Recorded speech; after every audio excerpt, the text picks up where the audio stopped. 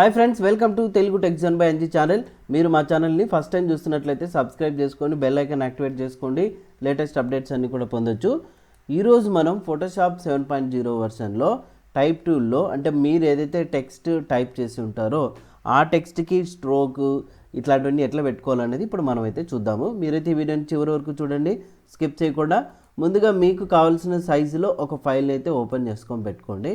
ఇక్కడ సో ఆ పర్టికులర్ ఫైల్కి చూడండి, నేను ఇక్కడ కొత్త లేయర్ తీసుకొని మళ్ళీ ఇక్కడ ఏం చేస్తున్నానంటే ఒక కలర్ని ఫిల్ చేస్తున్నా. ఏదో ఒక కలర్ మీ ఇష్టం, మీకు నచ్చిన కలర్ని ఫిల్ చేసుకోండి. ఇక్కడ ఎడిట్లోకి వెళ్ళి ఫిల్ ఫోర్గ్రౌండ్ కలర్ తీసుకోండి, ఓకే బటన్ని ప్రెస్ చేస్తున్నాను. అవునా? సో ఇప్పుడు నేను ఏం టైప్ చేయాలనుకుంటున్నానంటే ఇక్కడ టెక్స్ట్ క్లిక్ చేసి వెల్కమ్ అని టైప్ చేయాలనుకుంటున్నా. ఇక్కడ మీరు గమనిస్తే గాన మేము టైప్ చేసింది మీకు కనపడలే, ఎందుకు? రెండు సేమ్ కలర్ ఉన్నాయి కాబట్టి. సో అప్పుడు మనం ఈ సెలెక్ట్ చేసుకొని ఇక్కడ కలర్ అనేది వేరేది మార్చుకుంటాం. అవునా? సో చూడండి, దీనికి ఇప్పుడు ఈ బ్యాక్గ్రౌండ్లో స్ట్రోక్ కావచ్చు, గ్రేడియంట్ కావచ్చు, ఇవన్నీ పెట్టుకోవాలంటే ప్రస్తుతానికి స్ట్రోక్ పెట్టుకోవాలనుకోండి. ఎలా చేస్తామంటే ఇక్కడ లేయర్ ఉంది కదా, మీకు ఈ లేయర్ కనిపించకపోతే ప్యాలెట్ విండో మెనూలోకి వెళ్ళి లేయర్, లేదంటే మీ కీబోర్డ్లో F7 నొక్కండి వస్తుంది. ఇక్కడ రైట్ మౌస్ బటన్ని ప్రెస్ చేయండి. ప్రెస్ చేసిన తర్వాత బ్లెండింగ్ ఆప్షన్స్ వస్తుంది. బ్లెండింగ్ ఆప్షన్స్ మీద క్లిక్ చేస్తారు కదా, క్లిక్ చేయగానే ఇలా వస్తుంది.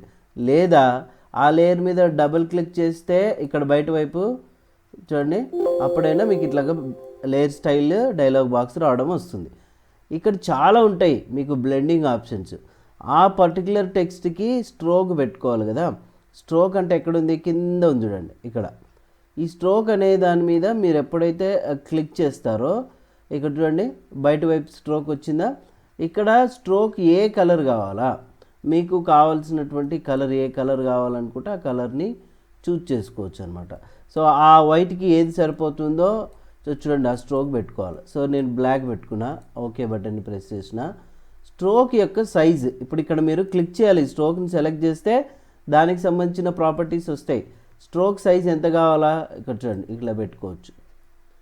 సో మ్యాక్సిమం ఆ పర్టికులర్ టెక్స్ట్కి 3 or 4 వరకు పెట్టుకోవచ్చు, లేదంటే 5 వరకు పెట్టుకోవచ్చు, అంతే ఎనఫ్. ఆ స్ట్రోక్ యొక్క పొజిషన్ వచ్చేసి మీకు ఎక్కడ ఉండాలి చూడండి. ఇప్పుడు స్ట్రోక్ తీసుకున్నాం, పొజిషన్ వచ్చేసి అవుట్ సైడ్లో ఉండాలి, ఇన్సైడ్లో. ఇన్సైడ్ అంటే ఇట్లా లోపలికి వస్తుంది, అవుట్ సైడ్ అంటే బయట వైపుకి వస్తుంది, సెంటర్లో అంటే మధ్యలోకి వచ్చేస్తుంది అనమాట. సో ఇట్లా మీరు స్ట్రోక్ అనేది పెట్టుకోవచ్చు, రైట్?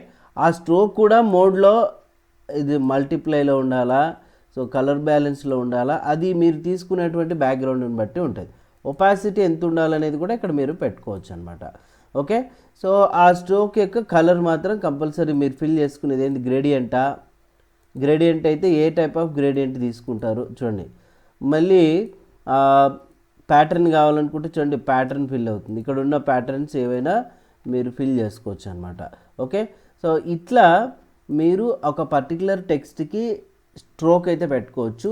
అది కూడా ఏంటంటే ప్రతి ఒక్కటి సపరేట్ లేయర్ ఉన్నప్పుడు మాత్రమే ఇలా పెట్టుకుంటాం అనమాట, రైట్? సో ఇది మీరు ఒకసారి ట్రై అయితే చేయండి. చేసిన తర్వాత మళ్ళీ నెక్స్ట్ క్లాస్లో ఈ పర్టికులర్ టెక్స్ట్కి గ్రేడియంట్స్ ఎట్లా అప్లై చేయాలో అవన్నీ కూడా చూద్దాము. సో ఇట్లా ఒక్కొక్క ఆప్షన్ అయితే మీకు చూపించడం జరుగుతుందండి, ఈజీగా అర్థమవుతుంది.